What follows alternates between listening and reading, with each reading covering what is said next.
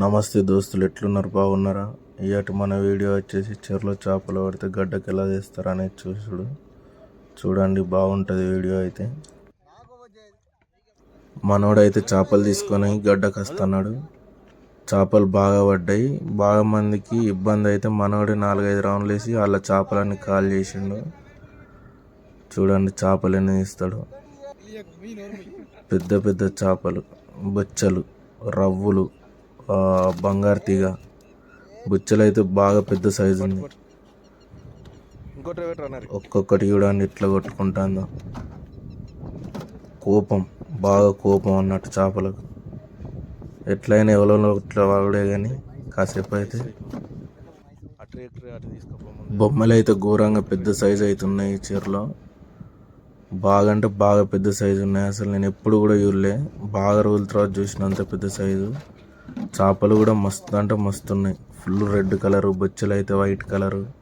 చూడండి బొచ్చెలు ఎంత white colour ఉన్నాయో, పానంతో ఉన్నాయి. ఇంకా పెద్ద పెద్ద సైజులు పడ్డాయి బొచ్చెలు. ఆ గోల్డ్ ఫిష్ మనోడు స్టిల్ ఇస్తాడు. చూడుర్రా సంచిలో నుంచి ఎన్ని చేపలు తీస్తాడు. బొచ్చెలు, రవ్వలు, బంగారు తీగలు, బొమ్మెలు.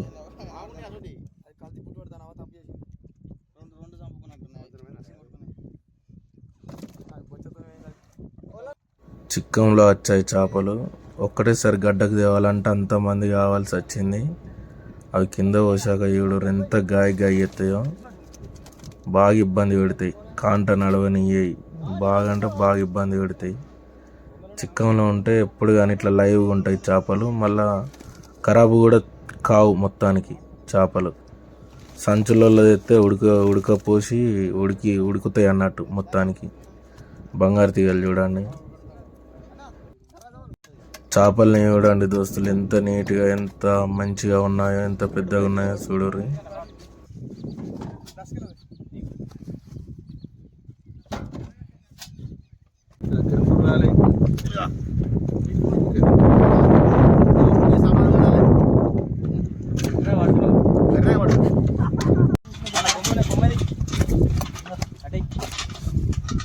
కాంట అయితే స్టార్ట్ అయింది దోస్తులు, చూడరు వీడియో మొత్తం.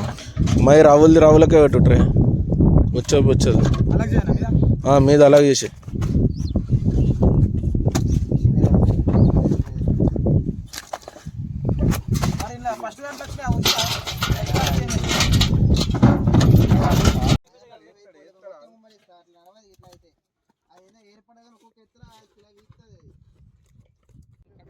మళ్ళీ చిక్కంలో వచ్చాయి చేపలు. చిక్కంను ముందట అలా కడతారు అన్నట్టు.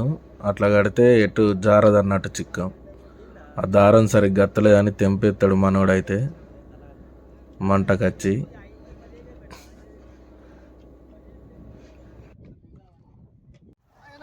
చూడండి దోస్తులు ఎంత ఇబ్బంది పడతాడో. అవన్నీ చెరువులో ఒక్కడే తీయాలి వలల నుంచి. మళ్ళీ అక్కడి నుంచి గడ్డకు తీసుకురావాలి. గడ్డకు తెచ్చినాక అంత ఇబ్బంది పడాలి. తర్వాత ఇక మేము వడ్డుకున్న వాళ్ళని సహాయపడతాం అప్పుడప్పుడు. ఇట్లా ఒక్కొక్క చెరువు కాడ ఎవడు అసలు పట్టుడు కూడా పట్టడు. బాగా ఇబ్బంది పెడతారు లేబర్ని. కాకపోతే మన దగ్గర అట్లా ఉండదు. చూడు దోస్తులు ఎంత పెద్దగా ఉన్నాయో చేపలు.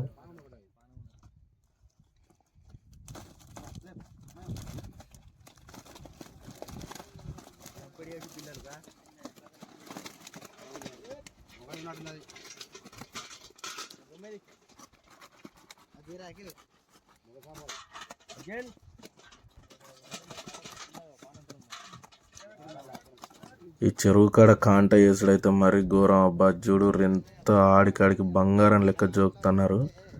మళ్ళీ ఐస్ ఫ్యాక్టరీకి గ్రేడ్ అయితే మాకే 5 కేజీల షాట్ వచ్చింది. చూడు అది ఎంత ఘోరంగా ఆడికాడికి.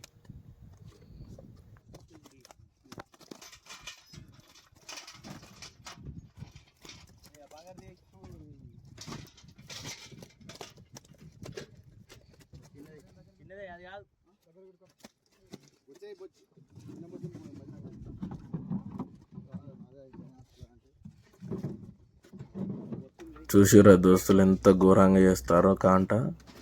అలాగే పక్క పొంటి నుంచి పెద్ద మనుషులు గంత మొగ్గిస్తానంటారు. అక్కడ గింతంత 100 గ్రాములు గుర్రాలే లోపలికైతే వెళ్తున్నాయి చేపలు. ఐస్ వేసుకోడు ఎలా అనేది చూడండి. ఎంబట ఐస్ వేసుకోకపోతేనైతే చేపలు ఖరాబ్ అయిపోతాయి. ఎంబట ఐస్ వేసుకోవాలి. చెర్ల నుంచి గడ్డకు వచ్చిందంటే, లేకపోతే చేపలు డ్యామేజ్ అవుతాయి. ఎండాకాలంగా మళ్ళీ ఇబ్బంది అవుతుంది. మళ్ళీ బ్యాచ్ నుంచి మళ్ళీ తీసుకొచ్చారు చేపలు చూడండి.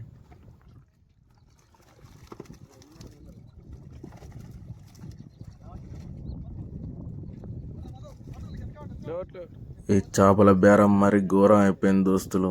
చేపలు మంచిగా ఉన్నప్పుడేమో రేటు ఉండేది, రేటు ఉన్నప్పుడేమో చేపలు మంచిగా ఉండేవి. ఎంత మంచి చేపలు ఘోరమైన రేటుకి అమ్మేసినాం. అయితే అసలు రేట్ లేదు, ఏం లేదు చేపలకి. వద్దు అంటే చెరువు వెళ్ళినారు, పడితేనేమో మీన్ లాస్ అవుతాం. అది అర్థం చేసుకోరు. చూడరు.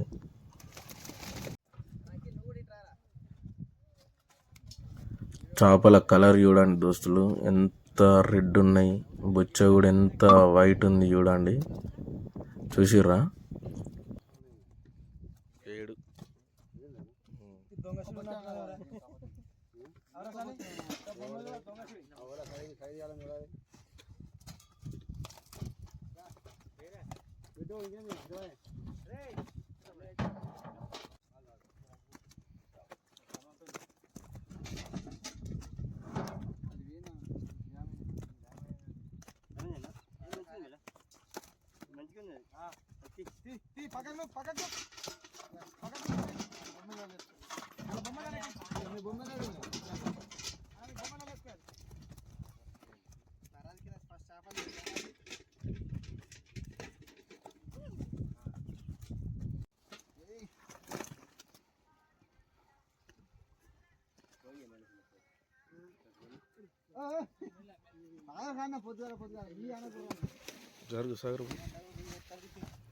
అక్కడి నుంచి అయితే తీసుకురావాలి దోస్తులు. చూడండి, బాగా అంటే బాగా రిస్క్ ఇది లేపర్కి. ఇంకా ఇక్కడొక్కైనా తీస్తాండు చేపలు. అక్కడి నుంచి తేవాలి, మళ్ళీ ఇక్కడికి వచ్చినాక గడ్డకు మొయ్యాలి. చూడండి,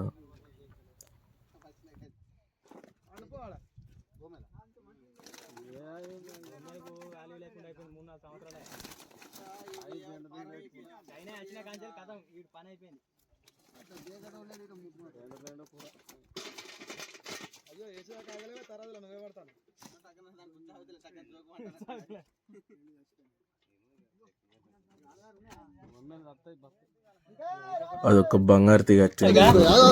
6 కిలోలన్నర ఉంది. అందులో 3 కిలోలన్నర శననే ఉంటుంది, 3 కిలోల మాంసం వెళ్తుంది. చూడరు అది ఎంత వెయిట్ వచ్చింది అనేది.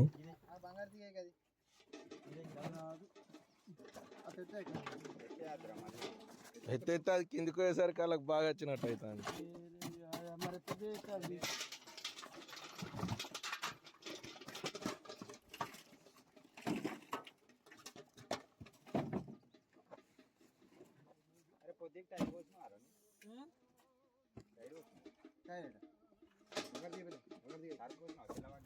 అదంతానైతే లోడ్ అయిపోయింది ఫ్రెండ్స్. ఇప్పుడు లాస్ట్కి వచ్చే చేపలు అన్నట్టు ఇవి అయిపోయినట్టే. ఇక కాంట కూడా లాస్ట్ అన్నట్టు ఇది.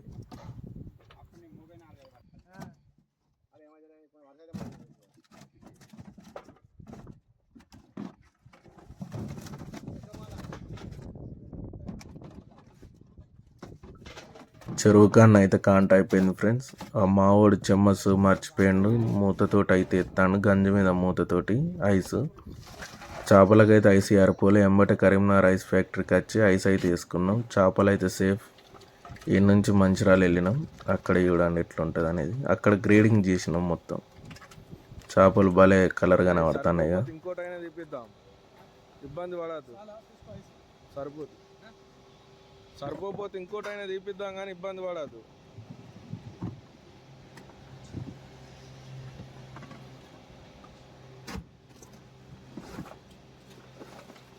ఐస్ ఎప్పుడైనా చేపలకు అలా ఒత్తుగా వేసుకోవాలి, లేకపోతే ఇబ్బంది పడాల్సి వస్తుంది.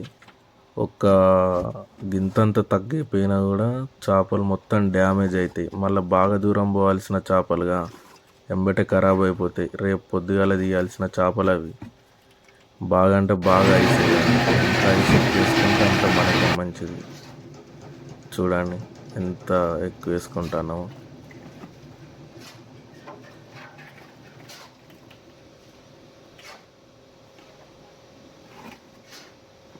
మంచిర్యాలకి అయితే వచ్చినాం. మంచిర్యాలలో అన్లోడింగ్ ఇలా చేస్తారు అన్నట్టు. చేయగానే గ్రేడింగ్ స్టార్ట్ అవుతుంది.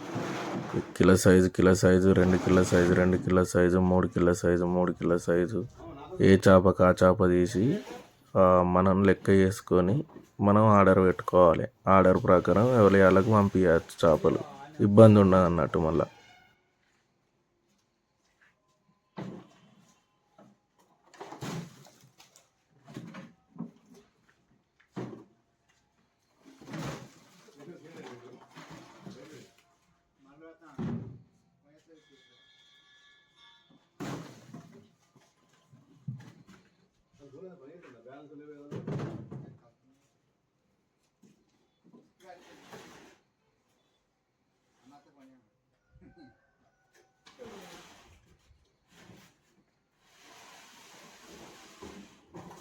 మనోళ్ళు అయితే ఏడుగురు దోస్తులు ఎంత నీట్గా ఎంత పద్ధతిగా టోపీ కొడతారో. ఇట్లా వేస్తే చేపలకు ఇబ్బంది కాదన్నట్టు, ట్రేలకు కూడా ఇబ్బంది కాదు. ఆ తిరమర అంత పిస అయితే ట్రేలు ఇరుగుతాయి, అంత గాయ అవుతాయి, చేపలు కూడా ఖరాబ్ అవుతాయి ఒత్తుడు వాడి.